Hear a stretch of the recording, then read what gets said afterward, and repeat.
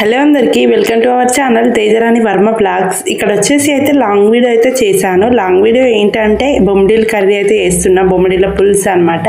మీరు ఎప్పుడైనా తిన్నారా బొమ్మిడిల పులుసు అట్లా అని చెప్పి అయితే కమెంట్ చేయండి. ఇక్కడైతే అన్ని కావాల్సిన ఐటమ్స్ అయితే తీసుకున్నాను, చింతపండు, టొమాటో, ఆనియన్స్ అనమాట. ఇక్కడ వచ్చేసి అయితే ఇంకా ప్యాన్ పెట్టాను చూడండి. దీంట్లో అయితే ఇంకా ఆయిల్ హీట్ ఎక్కిన తర్వాత అయితే ఆవాలు, కొంచెం మెంతులు, జీలకర్ర అయితే వేసుకున్నా. దాంతోపాటు మనం కావాల్సిన ఐటమ్స్ పోపు గింజలు ఏమున్నా అవన్నీ వేసుకోవాలన్నట్టు. ఈ ఆయిల్ అయితే హీట్ ఎక్కిన తర్వాత వేసుకున్నాను. అంతలోపు అయితే ఇక్కడైతే పక్కన నేను ఏంటంటే బొమ్మిడిలని వేడి నీళ్ళల్లో అయితే వేసాను. నీళ్ళు వేడి చేసి దాంట్లో అయితే వేసి పక్కన పెట్టుకోవాలి, డైరెక్ట్ వేయకూడదు. ఇక్కడైతే 2 మిర్చి అయితే వేసుకున్నా. దాంతోపాటు అయితే కొంచెం మెంతి అండ్ కరివేపాకు అయితే వేసిన అనమాట. మీరు ఎప్పుడైనా చేసుకున్నారా ఇలాగా? చేస్తే కనుక కమెంట్ చేయండి తప్పకుండా. అయితే చూడండి ఇక్కడ ఎలా చేస్తున్నా అని చెప్పేసి. అవి కొంచెం వేగిన తర్వాత దాంట్లో అయితే ఆనియన్ కూడా వేసేసుకోవాలి.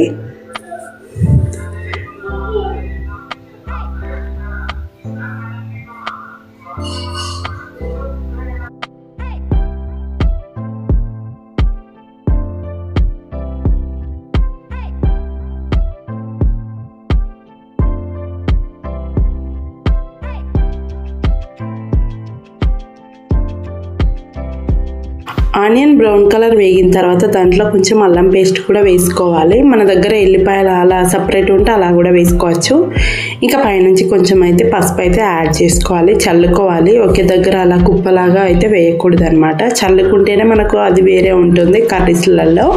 కొందరైతే ఇట్లా దగ్గరనే వేస్తారు, అలా కాకుండా ఇలాగ వేసుకొని ఆ తర్వాత టమాటా అయితే వేసుకోవాలి. ఎందుకంటే టమాటా లేట్గా ఉడుకుతుంది కాబట్టి దాన్ని ఫస్ట్ వేసుకుంటే కొంచెం మెత్తగా అవుతుంది. మెత్తగా అయిన తర్వాత దాంట్లో అయితే మనం బొమ్మిడిలు వేసుకోవాలన్నమాట. అంతవరకు అయితే మూత పెట్టేసుకొని 10 మినిట్స్ కుక్ చేసుకోవాలి. 10 మినిట్స్ తర్వాత ఈ విధంగా అయితే అయిందనమాట.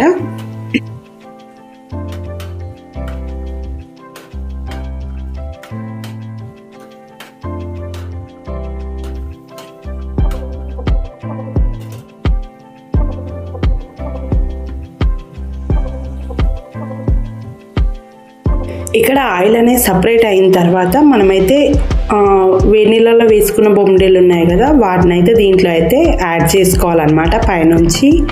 ఎప్పుడైనా బొమ్మిడిలని మంచిగా ముళ్ళు లేకుండా చూసుకొని తీసుకున్న తర్వాత వేడి నీళ్ళలో అయితే వేసి అయితే కొద్దిసేపు పక్కన పెట్టాలి. అప్పుడైతే అవి అనేది కొంచెం మెత్తగా అవుతాయి అన్నమాట, మనకు కూడా బాగుంటుంది. అవి వేసిన తర్వాత పైనుంచి అయితే కారం చల్లేసుకోవాలన్నమాట.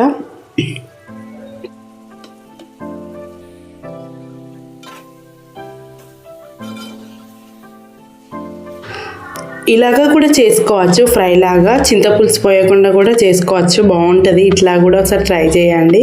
నేనైతే చాలా టైమ్స్ ఇట్లనే చేస్తా. ఎక్కువ చింతపులుసు అయితే అప్పుడప్పుడు పోస్తా.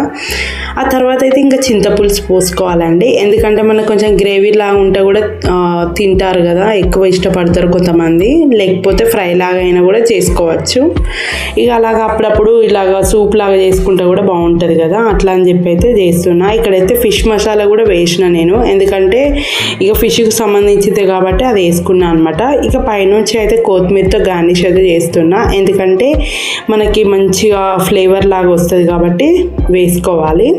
ఇక్కడ వచ్చేసి అయితే ధనియా పౌడర్ అయితే జల్లుకుంటున్నా. పౌడర్ చేసింది అయితే అయిపోయి ఉంటే అందుకని చెప్పేసి ధనియా పౌడర్ కొనుక్కొచ్చాను. ఇందాకే కొనుక్కొచ్చి అయితే వేస్తున్నాను. పైనుంచి కస్తూరి మేతి వేసి అయితే దింపేసుకోవాలి. ఎందుకంటే మన స్మెల్ కోసం అనేది కస్తూరి మేతి అయితే వాడాలన్నమాట. మనం ఇక్కడ వేస్తే ఒక లైన్ అంతా స్మెల్ వస్తుంది. కస్తూరి మేతి అనేది అంత స్మెల్ ఉంటుంది. వీడియో నచ్చితే సబ్స్క్రైబ్ చేసుకొని చిన్న లైక్ ఇవ్వండి. మీరు కూడా ట్రై చేయండి. Bye bye.